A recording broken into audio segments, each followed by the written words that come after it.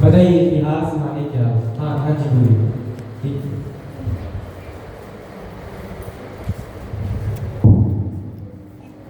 इति प्लस आ प्लस आस।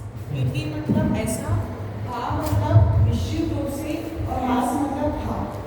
ऐसा ही निश्चित रूप से था, उसका नाम इतिहास है। बहुत बढ़िया।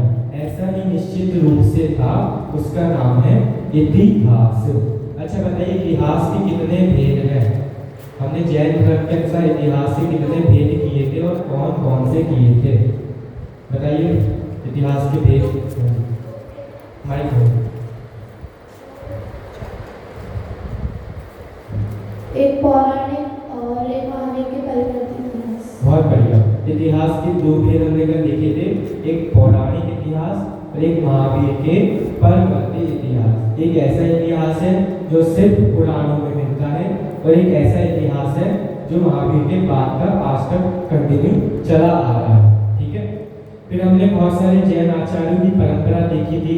हमने देखा था महावीर भगवान के मोक्ष जाने के पश्चात 3 अनुबंध के भी हुए, है ना?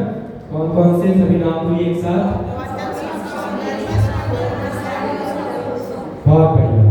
जम्बू स्वामी के मोक्ष जाने के पश्चात फिर कोई मोक्ष नहीं गया। ठीक है। उसके बाद अंगों के आचार्य यहाँ पर क्रमशः होने लगे। पहले ऐसे आचार्य होने लगे जिनको पूरे द्वादशांग का ज्ञान था। फिर धीरे धीरे पंचम काल के अनुसार धीरे धीरे ज्ञान घटता गया और अंगों का ज्ञान समाप्त होता गया। फिर आप सबको शुद्ध पंचमी वाली कथा ज्ञात है कि कैसे षटखंडागम ग्रंथ की यहाँ पर रचना हुई थी। अच्छा, थोड़े से कल हमने जब जैन आचार्यों के बारे में देखा था, चलिए आप लोग ये बताइए वो कौन से जैन आचार्य थे कि जिन्होंने बचपन में जो बालक थे और कंची के ऊपर कंची जिन्होंने रख दिए थे, उन जैन आचार्य का नाम बताइए कौन है? हाथ खड़ा कीजिए जिसको आता हो। हाँ सभी बोलिए एक साथ। भद्रबाहु स्वामी। बहुत बढ़िया। भद्रबाहु स्वामी की हमने कल कथा भी देखी थी। भद्रबाहु स्वामी के समय आपको थोड़ा सा बताना चाहूंगा, कल रह गया तो बताना। आचार्य भद्रबाहु स्वामी जब यहाँ उत्तर भारत में थे, ठीक है, और यहाँ पर चंद्रगुप्त मौर्य उस समय राजा थे, है ना, जैन राजा थे। उनको स्वप्न आए थे। इसको अपन सुनते हैं ना, चंद्रगुप्त के 16 स्वप्न, है ना। वो अजीब अजीब स्वप्न उनको आए थे, वो भी हम देखेंगे 16 स्वप्न कौन कौन से हैं, उनका क्या फल था, आचार्य ने क्या बताया था। तो उन 16 स्वप्न का फल आचार्य चंद्रगुप्त राजा आचार्य भद्रबाहु स्वामी के पास गए, उनसे पूछने लगे कि इनका फल क्या है। तो आचार्य भद्रबाहु स्वामी ने निमित्त ज्ञान से जान लिया। उसमें से एक स्वप्न में ऐसा था कि जिसमें से उनको पता लग गया कि यहाँ उत्तर भारत में अकाल पड़ेगा 12 वर्षों का। कितने वर्षों का? 12 वर्षों के लिए पूरे उत्तर भारत में सूखा पड़ जाएगा, अन्न पैदा नहीं होगा, लोग अन्न के लिए तरसेंगे, पानी नहीं मिलेगा। तो यहाँ पर जैन श्रवण कैसे रहेंगे? उनको आहार कौन कराएगा, है ना? यहाँ पे जैन धर्म का पालन लोग कैसे करेंगे? फिर उन्होंने क्या किया? उन्होंने अपने संघ में कहा कि यहाँ पर 12 वर्षों का अकाल पड़ेगा, इसलिए हम दक्षिण की तरफ जाते हैं। कहाँ जाते हैं अपन? दक्षिण की तरफ, नीचे साउथ में। तो कुछ जैन आचार्य राजी हो गए, परंतु कुछ स्थूल एक जैन श्वेतांबर के जैन हैं, आचार्य हैं, वो राजी नहीं हुए, वो वहीं पे रहे और उनका संघ भी वहीं पे रहा। और ऐसे करके भद्रबाहु स्वामी और कुछ मुनिराज उनके साथ दक्षिण नीचे साउथ में आ गए और बाकी उत्तर भारत में वो जैन आचार्य वहीं पर रहे। फिर क्या हुआ? क्या आपको पता है? यहाँ पे 12 वर्ष का अकाल पड़ा, लोगों के लिए खाने के पास अन्न नहीं था, तो आहार कैसे कराएंगे? पानी नहीं था। तो फिर धीरे धीरे सब बिगड़ने लगा। तो ऐसे कर करके वो मुनिराज नग्न रहते थे, उन्होंने कपड़े पहनना प्रारंभ कर दिया। फिर ऐसे करके धीरे धीरे पूरे जो आचार परंपरा थी उसमें उन्होंने गलत गलत कुप्रथाएं पैदा की और ऐसे कर करके श्वेतांबर धर्म की उत्पत्ति हो गई।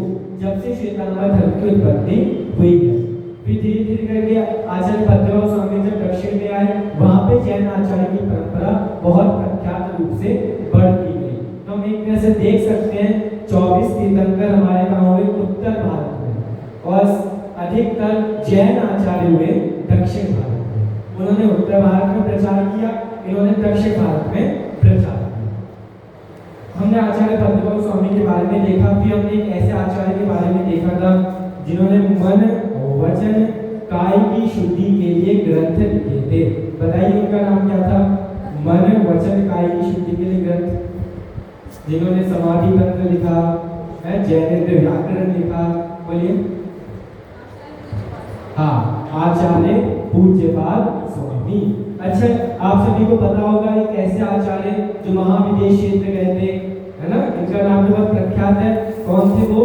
आचार्य कुंद स्वामी। आचार्य कुंद स्वामी महाविदेश क्षेत्र गए थे, ऐसा उल्लेख हमने भी गाथा में भी देखा था ना, जो दर्शन सार की गाथा भी हमने पढ़ी थी। परंतु आचार्य पूज्यपाद स्वामी का थोड़ा सा परिचय देख लेते हैं, क्योंकि आचार्य पूज्यपाद स्वामी का परिचय देखना बहुत जरूरी है। आचार्य पूज्यपाद स्वामी ब्राह्मण धर्म में पैदा हुए थे। उनके माता जैन थी, उनके पिता ब्राह्मण थे, है ना। और ब्राह्मण धर्म में पैदा होने के बावजूद एक बार वो तालाब के किनारे बैठे हुए थे, फिर उन्होंने पता है क्या देखा? एक सांप के मुंह में मेंढक था। एक सांप ने मेंढक को खा रहा था। तो फिर उनको ये देख के वैराग्य हो गया। फिर उन्होंने जैनेश्वरी दीक्षा ग्रहण की, और जैनेश्वरी दीक्षा ग्रहण करने के पश्चात उन्होंने बहुत सारे जैन शास्त्रों को उन्होंने लिखा। परंतु बीच में इतिहास में ऐसी घटना भी मिलती है कि आचार्य पूज्यपाद स्वामी महाविदेश क्षेत्र गए थे। उनके बारे में तो ऐसा मिलता है कि उनके पास एक लेप था, वो लेप को लगाते थे, बार बार महाविदेश क्षेत्र सीमंतर भगवान की दिव्य ध्वनि को सुनने के लिए जाते थे। एक बार आचार्य पूज्यपाद स्वामी को कोई देव, ऐसी घटना मिलती है इतिहास में, आपको बता रहा हूँ। एक बार आचार्य पूज्यपाद स्वामी को एक देव जिन मंदिरों के दर्शन कराने के लिए ले जा रहा था। पाप कर्म के होने के कारण आचार्य पूज्यपाद स्वामी की आंखें चली गई, अंधे हो गए उसी समय। देखो कैसे पाप कर्म के होते आ जाते हैं। और परंतु उन्होंने वहां पे एक शांत्याष्टक स्तोत्र की रचना की। कौन सा स्तोत्र? शांत्याष्टक। उस स्तोत्र की उन्होंने वहां पर रचना की, और उसके पश्चात मतलब उनको जिनेन्द्र भगवान की भक्ति के भाग हुए, और उसके पश्चात उनको उनकी आंखें उस समय वापस आ गई। ठीक है, आचार्य पूज्यपाद स्वामी का हमने थोड़ा सा परिचय देखा है। फिर हमने एक आचार्य के बारे में देखा था, आचार्य अकलंक देव के बारे में। आप सभी को उनके बारे में अच्छे से पता है। फिर हमने आचार्य भीरसेन स्वामी के बारे में देखा था, जिन्होंने धवला लिखी थी। जो आचार्य भीरसेन स्वामी की कथा हमने देखी थी, पंडित जुगल किशोर जी मुक्तार जी ने मैसूर के शिलालेखों में से निकालकर वो कथा अपने पत्रिकाओं में उन्होंने उस समय छापी थी। इसमें से उन्होंने ये भी लिखा था, कल बताने के लिए रह गया, जब आचार्य भीरसेन स्वामी को राजा ने पकड़ लिया था, वो बालक थे, जो बड़े हुए, उन्होंने जैनाचार्य से दीक्षा ली, तो भीरसेन आचार्य ने एक ऐसी प्रतिज्ञा की थी। क्या प्रतिज्ञा की थी? आपको पता है, जब भी मुनिराज आहार के लिए जाते हैं तो अठपटी प्रतिज्ञा लेते हैं। तो भीरसेन आचार्य ने भी एक प्रतिज्ञा ली थी। क्या प्रतिज्ञा ली थी?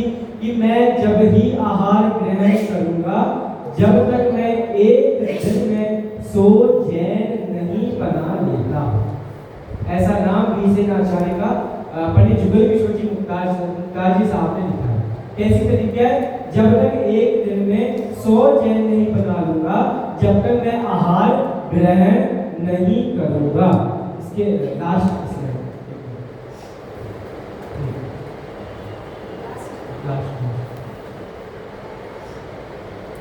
ठीक है ना।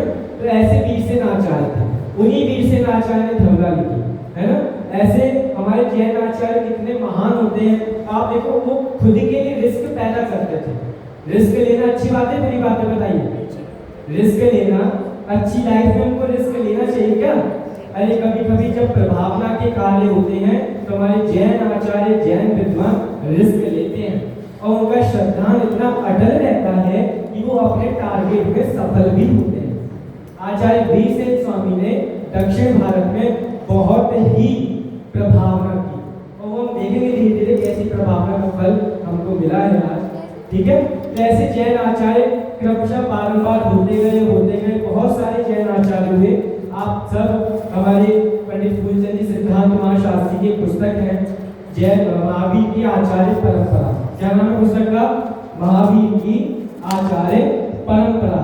वो उसके 4 भाग हैं। एक भाग इतना मोटा मोटा है, देखिए सर, एक भाग इतना मोटा मोटा, उसके 4 भाग हैं और उसमें कुछ नहीं है, सिर्फ पहले भाग में 24 तीर्थंकरों का परिचय है, उसके बाद 2 भागों में समग्र जैन आचार्य परंपरा का परिचय है और चौथे भाग में समस्त जैन विद्वानों की परंपरा का परिचय है।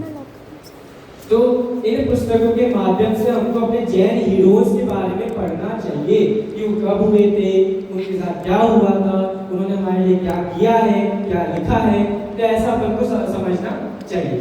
ठीक है, तो हमने कल का विषय में थोड़ा सा रिवाइज किया था। आज हम चलते हैं जैन राजाओं के पास, जैन राजाओं के पास। दूसरी हाँ अच्छा, नेमिचंद जी ज्योतिषाचार्य हैं लेखक उस पुस्तक के, फूलचंद जी नहीं है।